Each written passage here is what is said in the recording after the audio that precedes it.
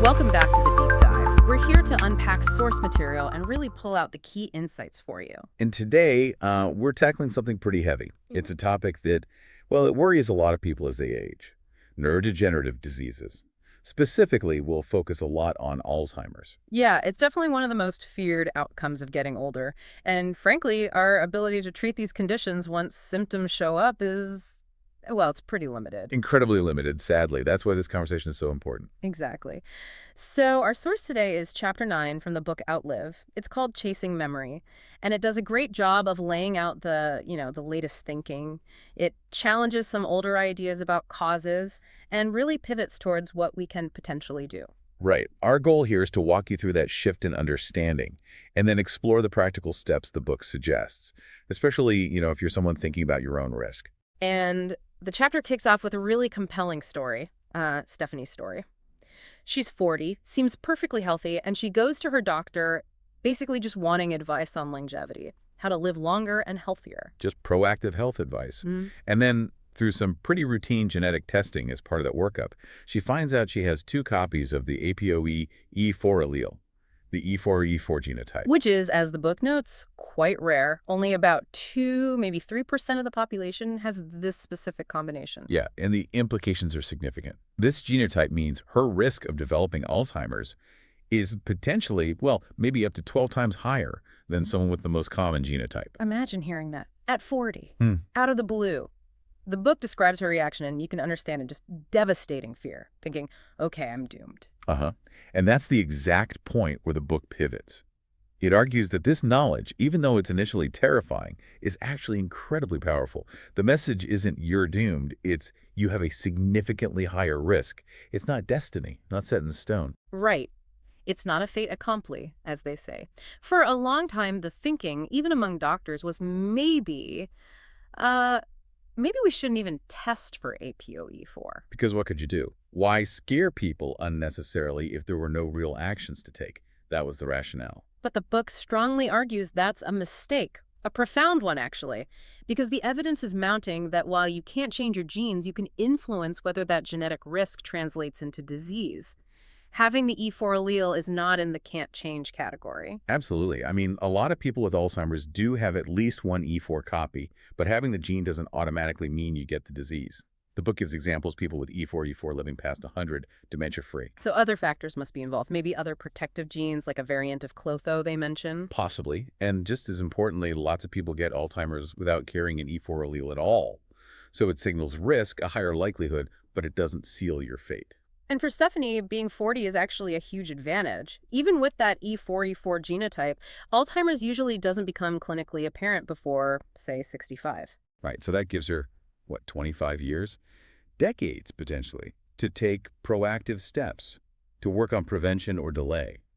Doing nothing, that's the real gamble. Which really underscores why prevention is so critical for these diseases. The book mentions polls showing people fear dementia, losing their minds, often more than cancer or heart disease. It's terrifying, the thought of losing yourself. And Alzheimer's is the big one, but it's part of a family Lewy body dementia, Parkinson's, ALS, Huntington's. And the book suggests there might be overlaps, especially between Alzheimer's, Lewy body, and Parkinson's, maybe a continuum. That's an emerging idea.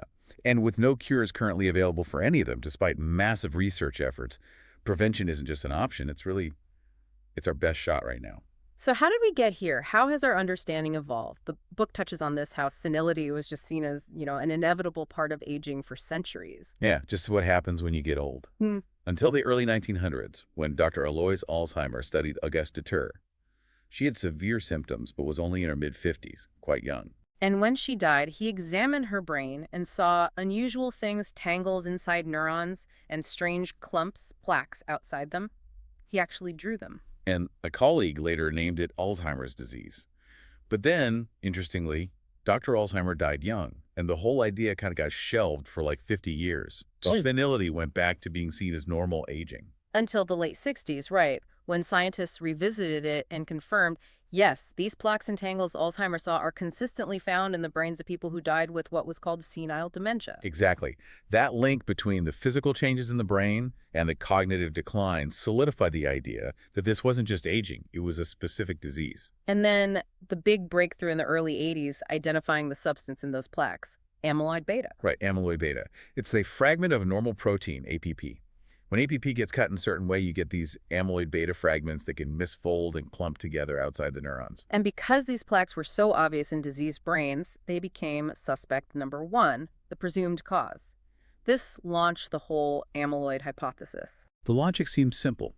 Amyloid causes Alzheimer's, so if we clear the amyloid, we can treat or cure the disease.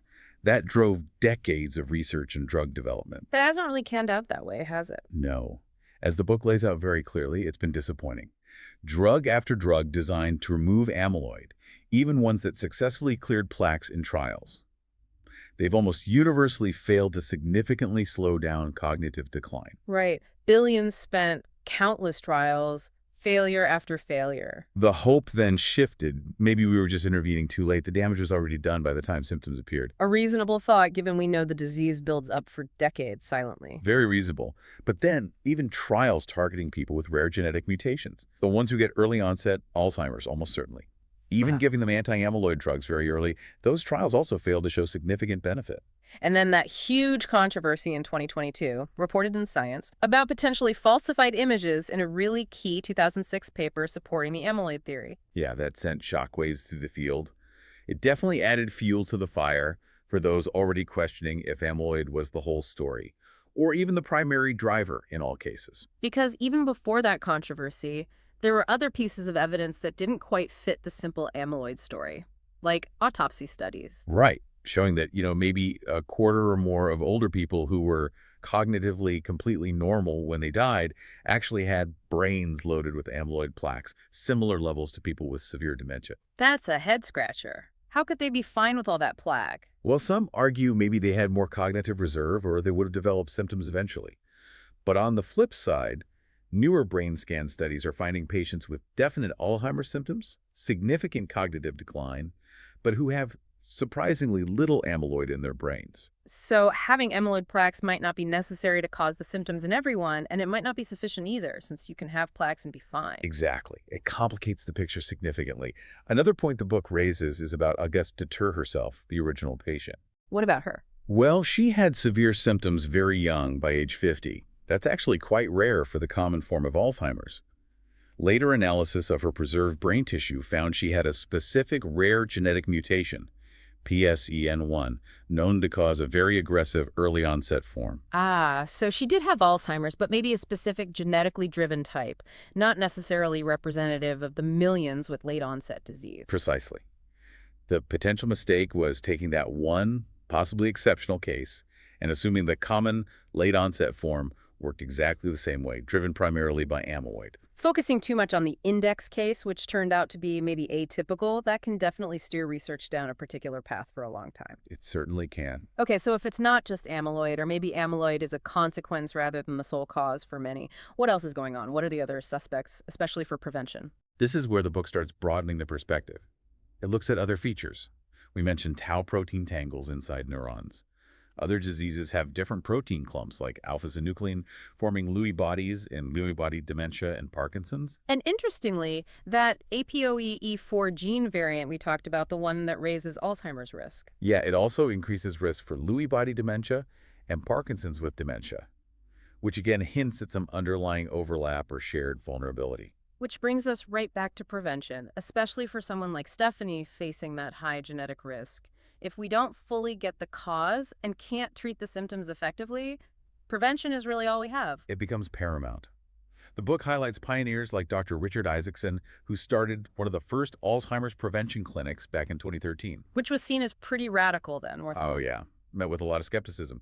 The established view was hesitant to even say risk factors were definitely modifiable for Alzheimer's. He was driven by his own family history, just started collecting studies on risk reduction. Just gathering papers, basically. Yeah, pretty much.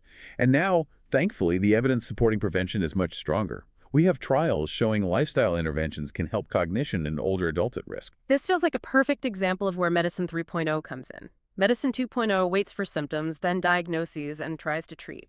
But with Alzheimer's, by the time you have noticeable symptoms, the underlying pathology, the damage, has been accumulating silently for maybe 20 years or more. So Medicine 3.0 says, identify the risk way earlier, decades before symptoms, and intervene then. That's the window of opportunity. Exactly. Having specialists focused on prevention, like Dr. Kellyanne the Otis mentioned in the book, is so important because quantifying that risk early is the first step. Stephanie's risk is obvious because of the genetics, but really, we're all at some level of risk. And knowing specific risks, like APOE4, yes, it's scary, but it allows for targeted action. It's something concrete to work with. The book also mentions other risks we can't control, like being Caucasian or female seems linked to higher risk.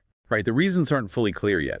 APOE4 seems to have less impact in people of African descent, for example, and women have almost double the rate of Alzheimer's, even after accounting for living longer.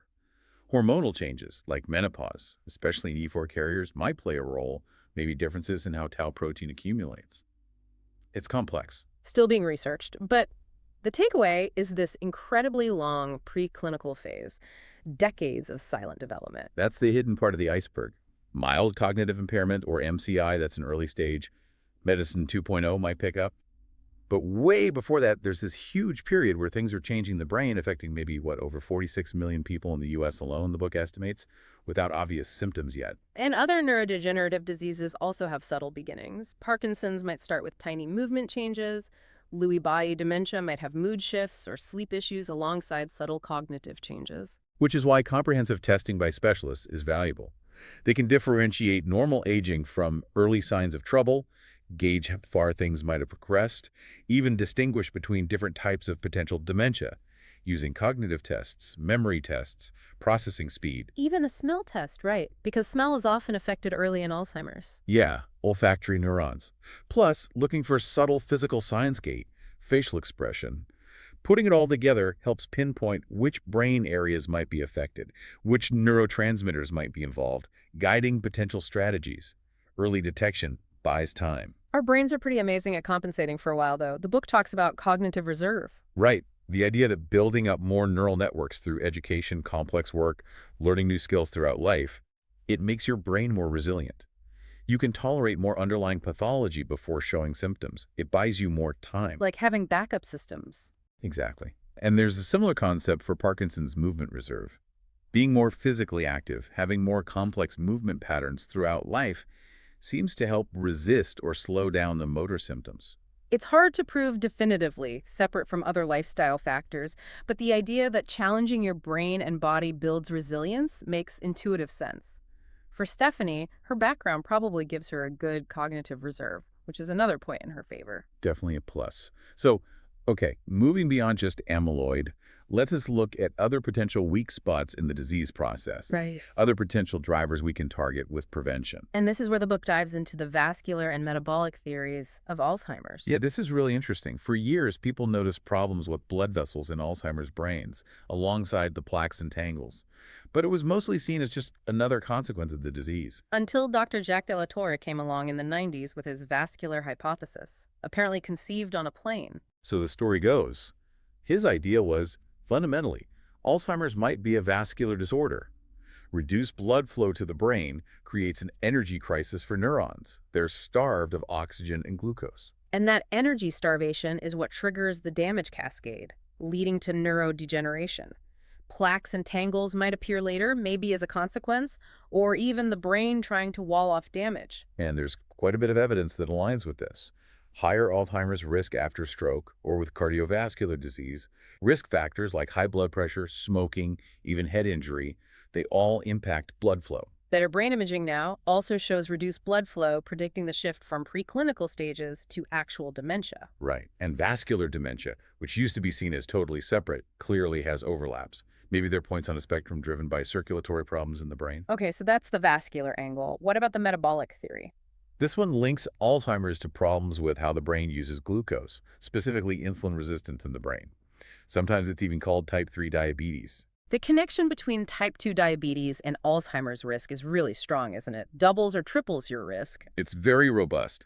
And while high blood sugar itself damages blood vessels, contributing to the vascular issues, it seems insulin resistance on its own is a major risk factor. The brain needs insulin to get glucose into neurons, right? Especially areas like the hippocampus, critical for memory. Exactly. Insulin receptors are concentrated there. And studies actually delivering insulin directly into the brain have shown some cognitive improvement, even in diagnosed patients. It suggests the problem isn't lack of glucose around, but trouble getting it into the cells because of insulin resistance. So, like the vascular theory, it's ultimately about energy supply to the neurons. Precisely. Brain imaging shows reduced glucose metabolism in key brain areas decades before other symptoms appear, especially in memory centers. Starving neurons leads to inflammation, oxidative stress, and eventually cell death. So how does ApoE4 fit into these vascular and metabolic ideas? It seems to act like an accelerant. It appears to worsen other risk factors, particularly the metabolic ones, like reduced brain glucose use. It just makes things tougher, maybe even contributing to that higher risk in women. How? Well, the ApoE protein itself is involved in transporting cholesterol, but also in brain glucose metabolism. The E4 version seems less efficient at this and might even damage the blood-brain barrier, making the brain more vulnerable. And isn't E4 the original human version? Yeah, fascinatingly, it's the ancestral allele. It might have been beneficial way back when, perhaps helping ramp up inflammation to fight off infections, which were a much bigger threat then. But that pro-inflammatory tendency is bad news in our modern environment, where chronic inflammation drives things like atherosclerosis. Exactly. And E4 carriers seem more prone to metabolic syndrome anyway. The E4 protein itself might directly interfere with how brain cells respond to insulin and use glucose. The book mentions seeing dramatic blood sugar spikes after carbs, even in young, healthy E4 carriers using continuous glucose monitors. A real hint at that metabolic vulnerability. Okay. But the effect of E4 isn't uniform, right? It depends on other genes, lifestyle, ethnicity, sex. Highly variable, which is actually good news. It means for people like Stephanie, targeting metabolic and vascular health is absolutely critical because those pathways seem especially vulnerable and are likely exacerbated by having E4. Okay, so this leads us finally to the action plan, the preventive toolkit. Despite all the uncertainties, the book does offer some cautious optimism. It does.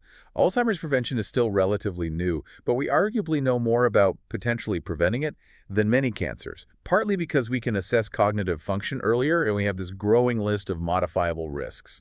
So for someone at higher risk, like Stephanie, step one is aggressive focus on metabolic health. Improve glucose control, lower inflammation, reduce oxidative stress. Yep.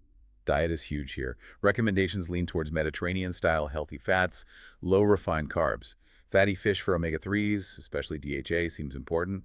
Potentially higher doses for E4 carriers. And the ketogenic diet gets mentioned too. As a potential tool, yes. The idea is flex fuel. When you're in ketosis, your brain can use ketones for energy alongside glucose, since Alzheimer's brains struggle with glucose uptake. Maybe ketones offer an alternative fuel source they can use efficiently. That's the hypothesis. And some studies suggest keto approaches might improve cognition in people with MCI or early AD. For Stephanie, cutting out added sugars, refined carbs, alcohol that was foundational. But the book singles out one thing as the most powerful tool in the kit. Ah, yes. Exercise. Why is it so critical? It hits both major angles we just discussed. It improves glucose metabolism and it boosts vascular health blood flow to the brain. It's just fundamental. Endurance exercise, strength training, both important. Both seem crucial. Endurance exercise improves mitochondrial function, produces brain supportive factors like BDNF, reduces inflammation. And strength training, that UK study linking grip strength to dementia risk, was striking. The weakest group had a 72% higher risk. Wow, and grip strength is just a proxy for overall strength. Right. And multiple studies back this up. Cardiorespiratory fitness and muscular strength are consistently linked to lower neurodegeneration risk. The author admits even he was initially skeptical about the magnitude of the effect, but now sees exercise as our most potent weapon, hands down. Okay, what else is in the toolkit besides diet and exercise? Sleep. Huge. Sleep is when the brain does its housekeeping, clearing out waste products, consolidating memories. Poor sleep consistently links to higher risk. Add high stress and cortisol on top of poor sleep, and you really multiply the risk, partly through worsening insulin resistance and damaging the hippocampus. Getting Stephanie's sleep sorted was a top priority. And then some perhaps less obvious ones. Hearing loss. Yeah, surprisingly strong association. The thinking is maybe hearing loss leads to social isolation, less cognitive stimulation, which isn't good for brain health. Yeah. They're even testing if hearing aids might help reduce dementia risk in trials. Interesting. Depression is also linked. Yes, though it's complex. It might often be an early symptom rather than a root cause, but treating depression could certainly help manage overall well-being in early stages. And this one was really unexpected for me. Oral hygiene. brushing and flossing. Sounds mundane, but the link between gum health and systemic inflammation is well established. There's a specific bacterium involved in severe gum disease, P. gingivalis, that's been linked to inflammation markers and even found in the brains of Alzheimer's patients. Seriously, in the brain. Yeah. Now, is it causing the disease? We don't know for sure. But the association is strong enough, especially given the known link between poor oral health and cardiovascular disease, that rigorous oral hygiene seems like a prudent, low-risk intervention. Makes sense. What about saunas? They get a mention. They do. The author notes initial skepticism here too, but found the evidence for brain and heart benefits from studies, particularly out of Finland, surprisingly consistent and biologically plausible. Maybe not as rock-solid as exercise, but promising. Frequent dry sauna use seems linked to significantly lower dementia and cardiovascular risk. Any other potential levers mentioned? Briefly, yeah. Things like B vitamins to lower homocysteine, ensuring good omega-3 levels, maybe vitamin D, although the evidence there is a bit more mixed. For women, hormone replacement therapy around menopause is discussed as potentially protective, especially for E4 carriers, but that's a complex decision with its own risks and benefits. Okay, so pulling it all together, the core message for prevention seems pretty clear. It really does crystallize. One, what's good for the heart is good for the brain, focus on vascular health. Two, what's good for your metabolism, your liver, your pancreas, is good for your brain, manage metabolic health, especially glucose control. 3, time is absolutely crucial. Start early. Don't wait for symptoms, especially if you know you have higher genetic risk like Stephanie. And 4, exercise reigns supreme. It's probably the single most impactful thing you can do. It really shifts the narrative from feeling helpless, especially with a genetic predisposition, to feeling empowered. Knowing the risk early, like Stephanie did, allows for concrete actions targeting these modifiable factors. There's a sense of, well, cautious hope. Cautious optimism, definitely. As we learn more, the preventive strategies will likely get even more refined. So for you listening, here's that final thought to chew on based on everything we've covered. We know now that these devastating diseases often start silently decades before any symptoms show up. And we know current treatments, once symptoms are there, are very limited. So how might understanding your personal risk level, whatever it may be, today, how might that change how you think about and approach your own health and longevity journey starting now? It really puts the focus squarely on those decades before a potential diagnosis, doesn't it? That's where the opportunity lies. It really does. And, this deep dive has really only skimmed the surface of the practical strategies in the book. Part 3 gets way more into the tactics, the how-to, especially with exercise in the coming chapters. Yeah, we'll definitely be getting into more of the specifics, the actionable stuff in future deep dives. We're looking forward to sharing that. Thanks so much for joining us today as we chase memory. Stay curious, keep learning, and we'll catch you on the next one.